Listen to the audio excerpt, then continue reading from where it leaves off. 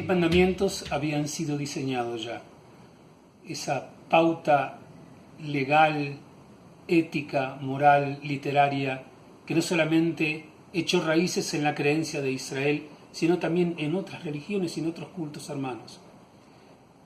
Ese texto había sido diseñado y, sin embargo, en función de lo que encontramos en el comienzo de nuestra parashá, que es inmediatamente después al texto de los 10 mandamientos, el texto de la Torá parece querer decirnos que no era suficiente con los 10 mandamientos.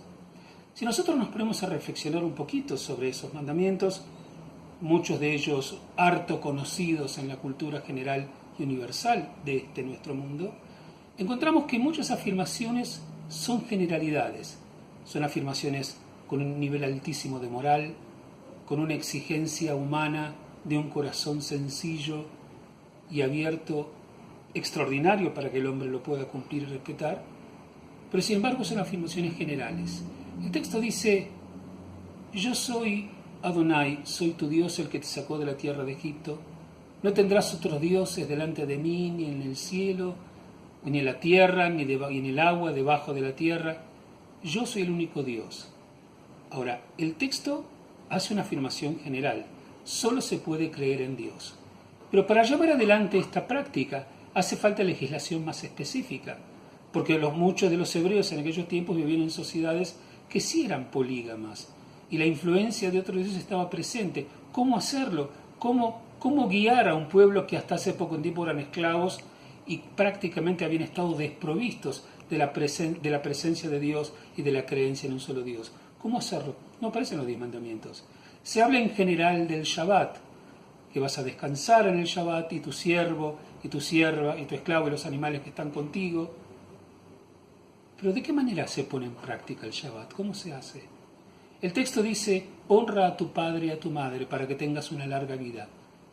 Pero en forma concreta, ¿cómo la honro? ¿Qué es lo que debo hacer? Bajo determinada situación, ¿qué es lo que debo cumplir?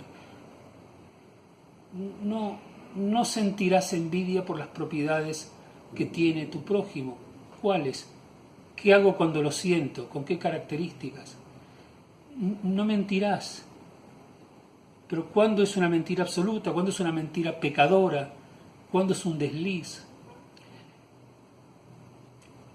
Hay una reflexión que se suele plantear, y es que se define que el judaísmo, más allá de ser una religión donde los valores éticos están presentes, la estructura del pensamiento judío, de la observancia judía, tiene que ver con normas. Por ejemplo, esas normas sustentan valores universales, como la bondad, como el respeto, como la humildad, como la honestidad y tantas otras cosas, pero no son esos valores en los que únicamente se basa el hebreo para poder sostener una religión ética o una forma de vida ética, sino se basa en las normas, en los principios. En otras palabras, en las especificaciones concretas de situaciones vitales que podemos nosotros referirnos a ellas, y en donde los valores generales a los que hemos aludido al principio estarán insertos en esas propias normas. En los capítulos siguientes, que vienen después de los 10 mandamientos, se comienzan a hablar de los temas específicos y se dice qué se hace específicamente en cada solución. Por ejemplo, comienza con el tema de si uno adquiere un esclavo, ¿no? Un esclavo hebreo en este caso, en aquellos tiempos, ¿cuántos años podrá trabajar? ¿Cuándo deberá salir libre? ¿Qué pasa si ese esclavo cuando entra soltero, entra solo?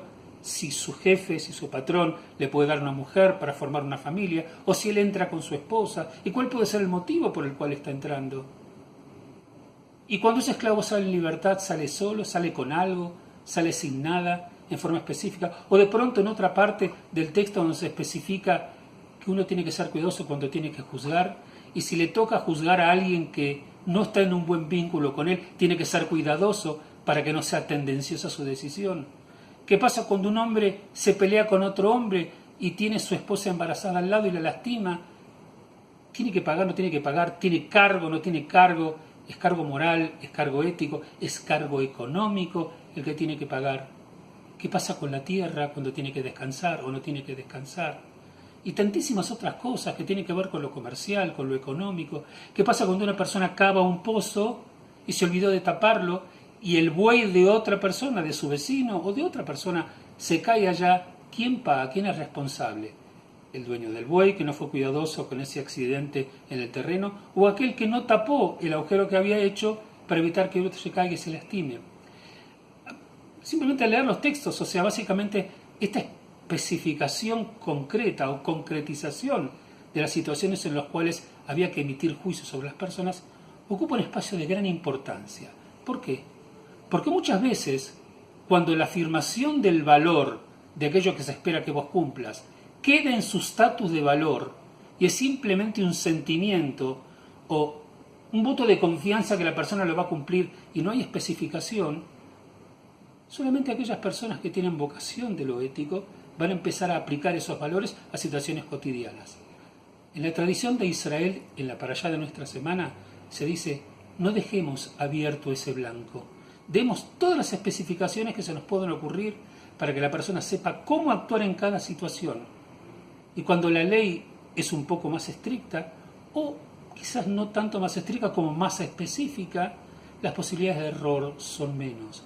Y una sociedad que se equivoca menos, una sociedad que actúa ya desde el principio con posibilidades de hacer lo correcto, va a ser una sociedad más sana, una sociedad donde se pueda disfrutar, que pueda prosperar, que pueda llevar adelante su proyecto, su futuro y sus planes. Esto nos plantea la Torá frente a la situación. Nosotros en nuestra vida, vamos a tomar muchas decisiones y afortunada o lamentablemente muchas veces vamos a tener que improvisar.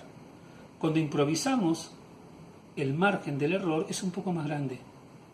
Seamos específicos con aquellos que tenemos que hacer.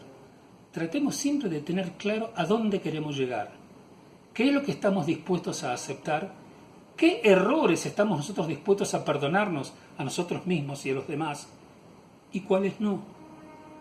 Simplemente para que cuando se declare que la honestidad, la bondad, el amor a los padres, el respeto a tu familia, sean valores de verdad, nosotros, al especificar las situaciones, vamos a tener más claro y más seguro qué es lo que se espera de nosotros.